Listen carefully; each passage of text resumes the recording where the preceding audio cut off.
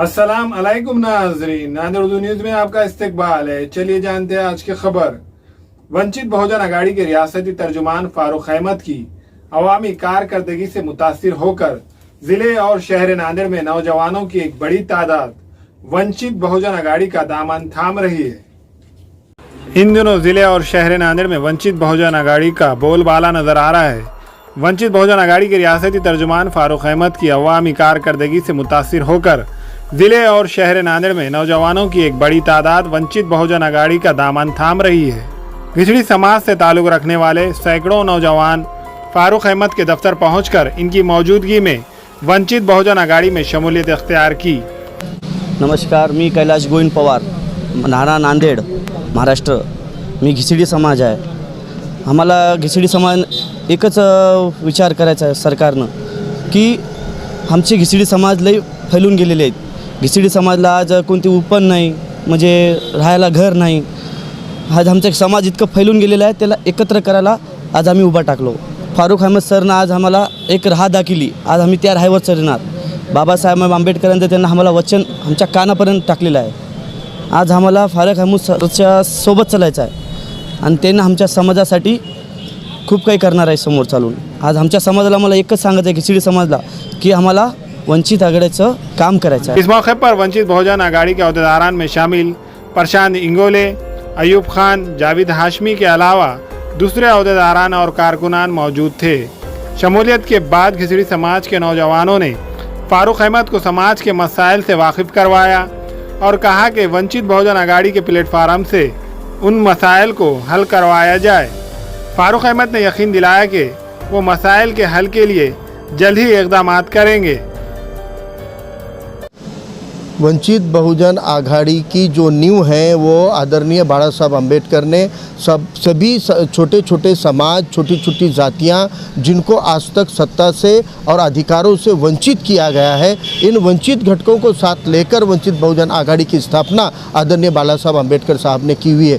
और आज वंचित बहुजन आघाड़ी नांदेड़ ज़िले के अंदर जिस तरह से दबे कुचले लोगों की आवाज़ उठा रही है, मुस्लिम बस्तियों की बदहाली को उजागर कर रही है, हमारे पिछड़े हुए दलित भाइयों के बस्तियों के बदहाली को उजागर कर रही है, उनके बिजली के मसले हो, नालियों के हो, रास्तों के हो, वो समाजों के लिए जब लड़ रही है, तो घिसड़ी समाज के ये नेता हमको मिलने के लिए आए थे आज। और उनका कहना था कि सर हम भी तो एक समाज है, हमारी ज़ात को किसी वर्ग में नहीं लिया गया है, हमको कोई एंटी बोलता है, कोई विजय एंटी बोलता है, कोई रिजर्वेशन हमारे लिए नहीं है, हमको कोई घर नहीं है इसलिए हमको कोई राशन कार्ड नहीं है, हमारे वजूद है कि नहीं है। हम इस देश के अंदर आज़ाद मुल्क के अंदर पैदा हुए वाला समाज होते हुए आज हमारी कोई नोंद नहीं है। इलेक्शन आता है तो सेना, बीजेपी, कांग्रेस, राष्ट्रवादी जैसी पार्टियां हमको हिंदू बोलकर इस्तेमाल करती है, लेकिन 5 सालों तक घिसड़ी बोल के दूर करती है। तो जितनी ऐसी छोटी छोटी जातियां हैं, वो हमारे वडार समाज हो, घिसड़ी समाज हो, कुम्हार समाज हो, कोड़ी समाज हो, साड़ी समाज हो, या छोटी छोटी जातियों में बिखरा हुआ ये बहुत बड़ा ऐसा घटक है जिनके मसले, मुसलमानों के इतने जुल्म इन पर भी हो रहे हैं, दलित भाइयों के इतने जुल्म इन पर भी हो रहे हैं, बौद्ध मातंग भाइयों पे होने वाले जुल्म इन पर भी हो रहे हैं, लेकिन इनको आज तक संगठित करने का काम किसी राजनीतिक पार्टी ने नहीं किया था। और वंचित बहुजन आघाड़ी छत्रपति शिवाजी महाराज ने जिस तरह 18 पगड़ जाति को साथ लेकर एक न्याय स्वराज स्थापन किया, उसी प्रकार से बाबा साहब अम्बेडकर साहब भी ये छोटी छोटी जातियों, अलूतेदार बलूतेदार को साथ में लेकर, गरीब मराठा, दलित, बौद्ध, मुसलमान मातों को साथ में लेकर एक राजनीतिक विकल्प बनाना चाहते हैं। आज हमने इनको वादा किया है कि आज महानगर पालिका के गुर्ता गद्दी में घरकुल योजना में बने सैकड़ों घर खाली पड़े हुए हैं, लोग वहाँ अतिक्रमण कर रहे हैं, किराए से चला रहे हैं।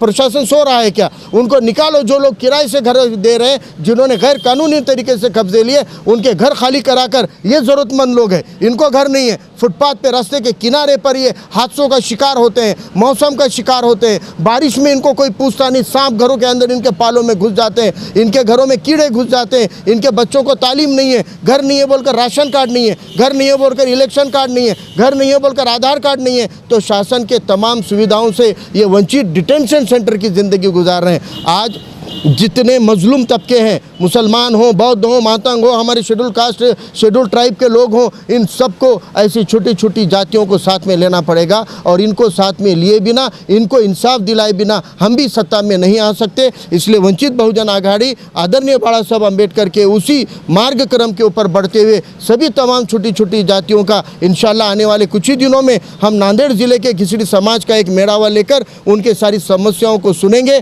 हमारे राज्य के जो भटके विमुक्त के बड़े बड़े नेता हैं राज्य के, उनको आमंत्रित करेंगे और इंशाल्लाह इन लोगों के आरक्षण के मौजू के ऊपर, आरक्षण के मुद्दे पर भी मुहिम चलाएंगे, घरकुल के मुद्दे पे भी मुहिम चलाएंगे। और आज लड़ाई इनके समाज की हो, या ये लोगों ने आज वादा किया है कि अगर कल मुसलमान पे जुल्म होता है, बौद्ध पे होता है, मातंग भाई पे होता है, तो इन्होंने कहा है कि अब वो लड़ाई हमारी लड़ाई है। इसी तरह मैं मुस्लिम भाइयों को, बौद्ध भाइयों को, मातंग भाइयों को, वंचित घटकों को कहना चाहता हूँ, घिसड़ी समाज का कोई भी आंदोलन वंचित बहुजन आघाड़ी आगे रखती होगी, इसमें आपको शामिल होना पड़ेगा। हम एक दूसरे की लड़ाइयों में आएंगे, हम एक दूसरे के मसलों में साथ आएंगे, तो इंशाल्लाह हम एक दूसरे के वोटों को भी, एक दूसरे को वोट भी करेंगे और एक दूसरे को चुनकर भी लाएंगे। आने वाले महानगर पालिका में घिसड़ी समाज को उम्मीदवारी देने का भी आश्वासन मैं आज करता हूँ कि इंशाल्लाह बाड़ा साहब के आदेश से घिसड़ी समाज को प्रतिनिधित्व जाना चाहिए और घिसड़ी समाज का एक नगर सेवक तो भी महानगर पालिका में अपने समाज की लड़ाई लड़ने के लिए आगे आना चाहिए। ये काम वंचित बहुजन आघाड़ी इंशाल्लाह करेंगे।